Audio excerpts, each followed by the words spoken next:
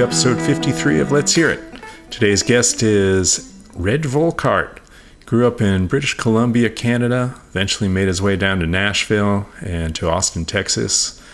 Currently living in Virginia, and along the way he's played with a veritable who's who of country music names, starting with Merle Haggard, and then including people like Dolly Parton, Bill Monroe, Vince Gill, Brad Paisley, Nacho-Caster, Mavis Staples, and just an incredible roster. Like, you can't even believe how many great names are on his resume.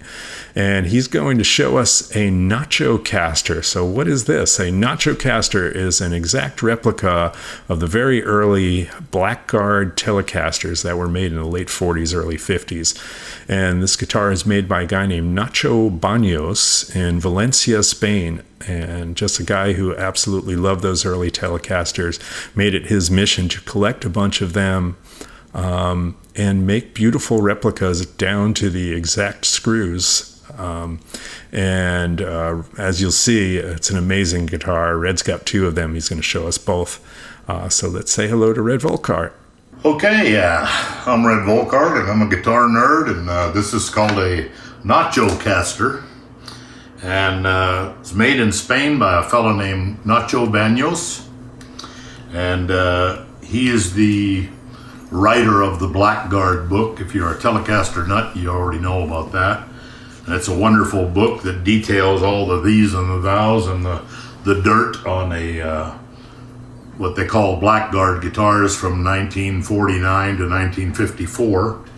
And anything you want to know about them is in that book. He's got several pictures, maybe 1,000 pictures in the book. It's a big coffee table book, and details all the things that they made to do with that guitar from the prototypes on, and just nerdy, I guess you'd call it, details where in 52 they went to Phillips screws instead of slot-headed screws, and just a whole bunch of Gomer stuff like that that's wonderful and of interest to lots of nuts like myself. Yeah. Fast forward a few years, he started building these guitars, and I believe the first one was made for Bill Hullett, session guy in Nashville, a wonderful guitar player and guy. And Nacho bought Bill Hullett's 51 No-Caster, and he made an exact replica where all the chips and all the dents and all the marks and the wear and the nicotine and all the dirty stuff, he made an exact copy of that guitar and presented it to Bill. And when he made that one guitar, he made, I think he made 4 or 5 others all at the same time. And so he wanted all of his buddies, heroes, whatever, to have one. And this one here is the first one of that first batch. So I don't know if this is number 2 or number 5, but anyway, he made this one for me, saying, I was thinking of you as a dumb 12-year-old guitar player that had this old raggy Telecaster and played it for way too long. So he said, I made this one to kind of look like I would think your old first Telecaster would look. And he gave it to me, 10, 12 years ago, I guess. And incredible work and blah, blah, blah. And it's got, mostly all of his work, it's got different knobs and pickups. This one has Ellis pickups in it, and he's Clouson machine heads, but I think he makes everything else. And this one is a brand new one of his that I got in, I want to say July. I said, I want a brand new old stock one for my second one, but I want like a 55 white guard. So he said, okay, let me think on it, and ended up doing it all. But he makes everything now. He makes his own pickups, the knobs, the hardware, the bridges, Not the machine heads, I don't think. But everything else he makes and paints them.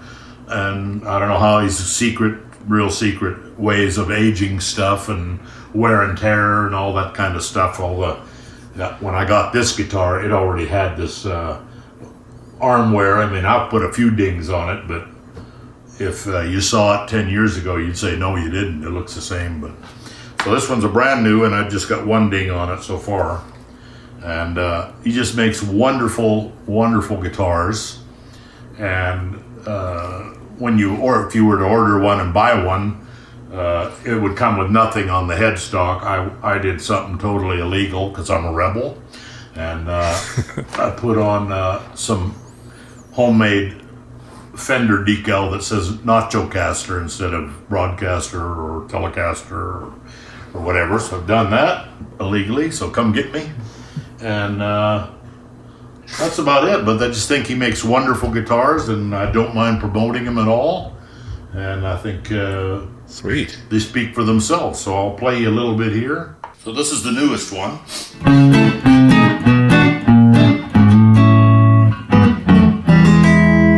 That's the neck pickup, both pickups.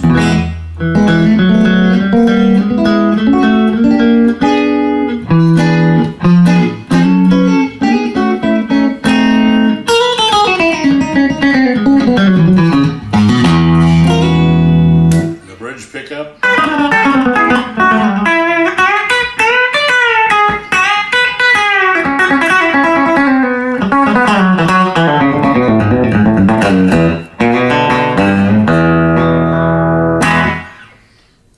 That's that one. So let me switch over here.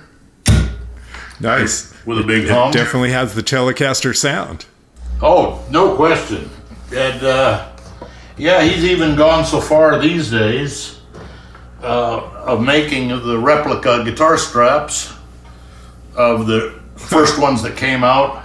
Had a certain kind of a leather strap, and he found a leather maker or what to replicate the strap.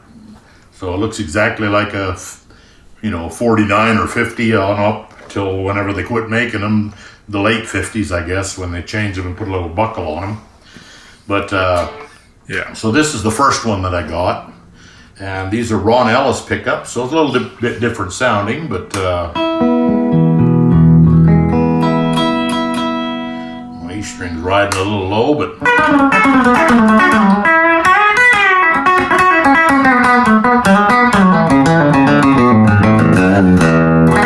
a little bit lower output on these pickups as opposed to this one here. And sure. But still wonderful guitar. And the middle sound.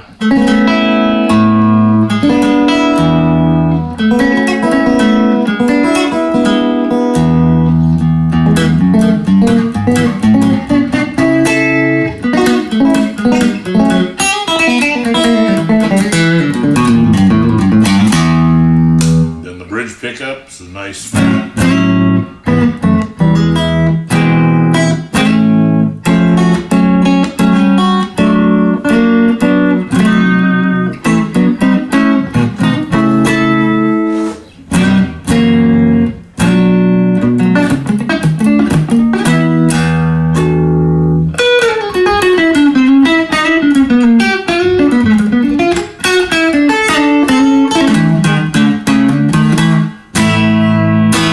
Yeah.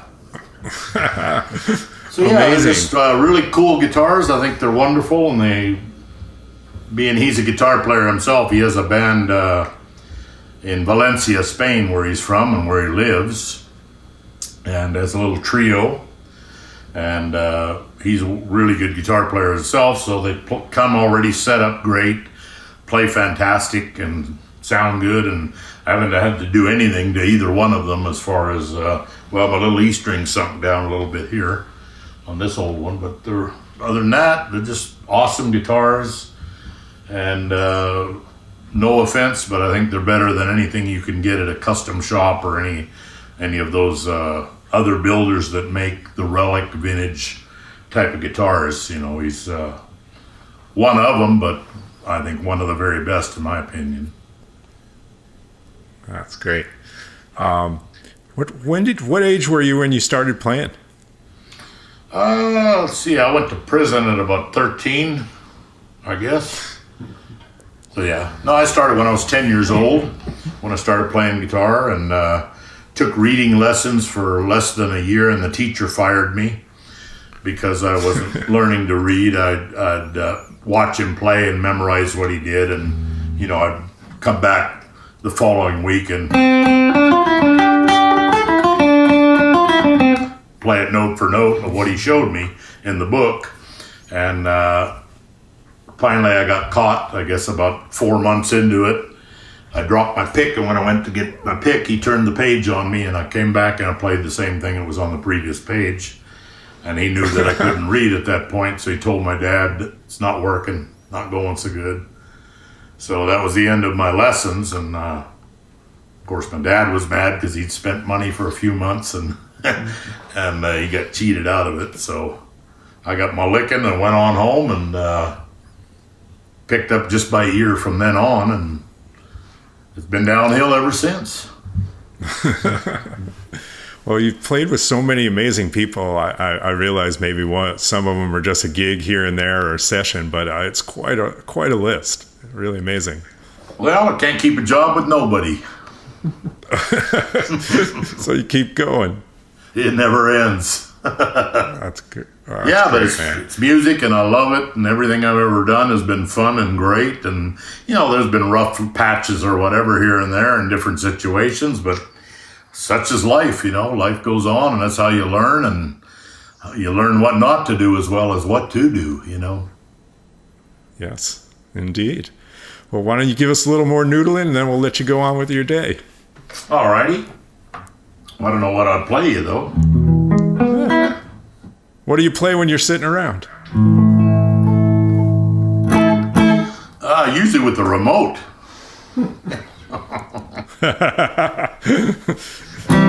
Same here. All right, here's a little something like this.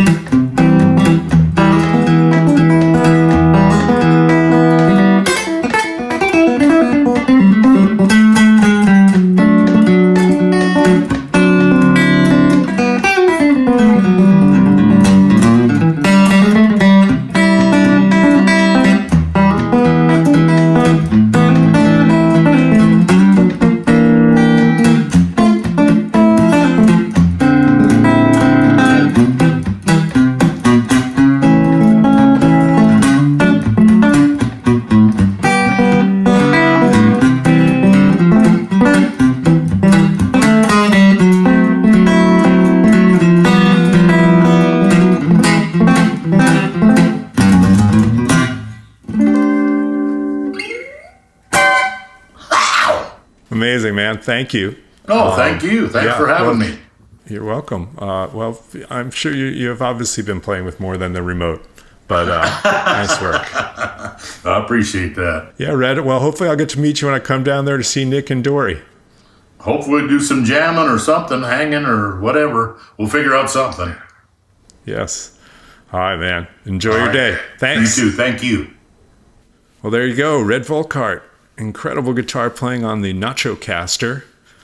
An exact replica of the very early Fender Broadcasters, Esquires, No-Casters, all of those things. So that was really incredible to hear that. Great to see Redd. Check back in a couple days for the next episode of Let's Hear It.